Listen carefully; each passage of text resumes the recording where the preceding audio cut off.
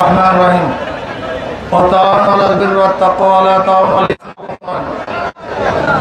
জনগণ জুলাই সনদ বাস্তবায়নের জন্য গণভোট দিয়েছে। সেখানে 70% ভোট পক্ষে পড়েছে। আমরা মনে করি ইসলামের সাথে দেশের সাথে যদি কোনো পয়েন্ট সাংঘর্ষিক না হয় তবে অবশ্যই জুলাই সনদকে বাস্তবায়ন করতে হবে। জুলাই বিপ্লব কেন হয়েছিল? আপনারা ভেবেছেন শুধু একটা সরকারকে পতন করার জন্য না, বরং এদেশকে বিক্রি করার ষড়যন্ত্র চলতেছিল। এদেশের জনগণ ঐক্যবদ্ধভাবে সেই ষড়যন্ত্রকে রুখে দিয়েছে। জীবনের বিনিময় তাবেদার সরকার উৎখাত করে এদেশকে রক্ষা করার জন্য জনগণ চেষ্টা করেছে, সাধনা করেছে, রক্ত দিয়েছে, পঙ্গু হয়েছে। আমরা কি চাই? আমাদের স্বাধীন দেশে স্বাধীনভাবে বসবাস করতে চাই। 92% মুসলমানদের দেশে ইসলামের খেলাফ কোনো আইন হবে এটা আমরা চাই না। সাম্প্রদায়িক সম্প্রীতির এই দেশ আমরা চাই না। এখানে হিন্দু, মুসলমান, খ্রিস্টান, বৌদ্ধ কেউ কোনো অবস্থাতে অ্যাসাল্ট হোক, অপমানিত হোক, অপদস্থ হোক, লাঞ্ছিত হোক, তারা ধর্ম পালন করতে পারবে না, এটা আমরা চাই না। কিন্তু এইটাও আমরা চাই না যে ধর্মের নামে ধর্মকে আড়াল করে সামনে রেখে এদেশকে বিক্রি করার ষড়যন্ত্র করবে, সেটাও আমরা চাই না। আপনারা জানেন বাংলার মানুষ কিন্তু যারা হিন্দু সম্প্রদায় তারা কিন্তু দেবী ভক্ত, রাম ভক্ত না। আপনাদের অনেকেরই জানা নাই যে হিন্দুদের মধ্যে সমস্ত হিন্দুরা কিন্তু একই দেবী, একই ভূতের, একই মূর্তির ভক্ত হয় না। এক এক এলাকায় এক এক ধরনের মূর্তি তারা ভক্ত হয়। যেমন বাংলার মধ্যে সবচেয়ে বেশি দেবী ভক্ত, কিন্তু ইউপির মধ্যে এবং মুদির এলাকায় সেখানে তোরা রামের ভক্ত।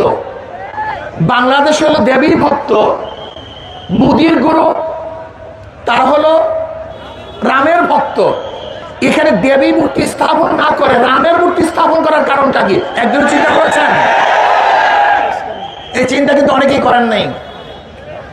এখানে দেবী এবং রাম উদ্দেশ্য নয়, এখানে উদ্দেশ্য হলো দেশটাকে গ্রাস করা, দেশটাকে দখল করা। আজকে আমাদের স্বরাষ্ট্রমন্ত্রী যে দেশকে প্রদেশ বানাতে চায়, ভাগ করতে চায়, তাদের বক্তব্যকে সিলিবক টান বলেছেন, টান হয়ে গেছে।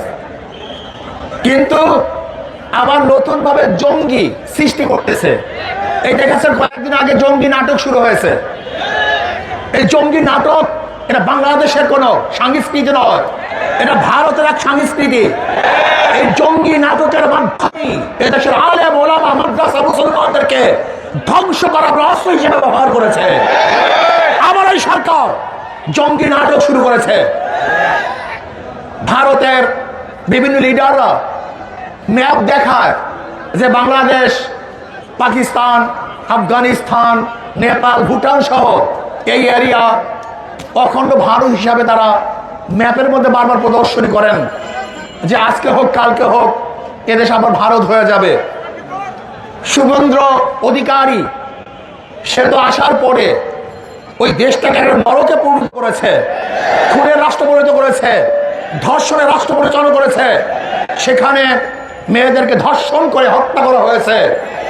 আজকে সেখানে মসজিদকে ভেঙে দেওয়া হচ্ছে, মাদ্রাসাকে গুড়িয়ে দেওয়া হচ্ছে। আজকে জোরপূর্বক মুসলমানদেরকে শ্রীরাম বলতে বাধ্য করা হচ্ছে, এ দেশকে দখল করার হুমকি দিচ্ছে। আমি স্পষ্ট বলবো, বাংলাদেশের মানুষ সজাগ হন, সচেতন হন। এ দেশকে রক্ষা করতে হবে। আমরা জীবন দিয়ে হলে দেশকে রক্ষা করব। যেরকম জীবন দিয়ে, রক্ত দিয়ে আমরা আধিপত্য বিরুদ্ধে আন্দোলন করেছি, সংগ্রাম করেছি, প্রয়োজনে আমরা আবার জীবন দিয়ে দেশকে রক্ষা করবো ইনশাআল্লাহ। কোন অবস্থাতেই বিজেপি দেশ দখল করবে, আমাদের দেশে কর্তৃত্ব করবে, বাংলাদেশে একজন মুসলমান, একজন মুমিন জিন্দা থাকতে এই স্বপ্ন পূরণ করতে দেওয়া হবে না ইনশাআল্লাহ। আজকে বাংলাদেশ সরকারকে বলবো, বুক ভরা আশা নিয়ে মানুষ আপনাকে ক্ষমতায় বসিয়েছে, কিন্তু খবরদার যিনি মানুষের সাথে জনগণের সাথে প্রতারণা করেন, তামাশা করেন, তার বাংলাদেশের মানুষ 47 রক্ত দিয়েছে, 71 রক্ত দিয়েছে, বারবার রক্ত দিয়েছে, 24 রক্ত দিয়েছে, প্রয়োজন আবারও রক্ত দিয়ে আপনার সমস্ত ধ্বংসাত্মক কার্যক্রম থেকে মানুষ ফিরিয়ে দিবে ইনশাআল্লাহ। কাজী জঙ্গি নাটক বন্ধ করুন, ইসলামী হুকুমাত কায়েম করুন, জুলাই ইসলামের সাথে এবং দেশের সাংঘর্ষিক যে সংঘর্ষ সেই পয়েন্টগুলি নেই, সেই জুনায়শন বাস্তবায়ন করতে হবে। আল্লাহ আমাকে মধ্যে সবাইকে কবুল করে নেন। আসসালামু আলাইকুম রহমতুল্লাহ। আল্লাহুম্মা আমিন। রব্বির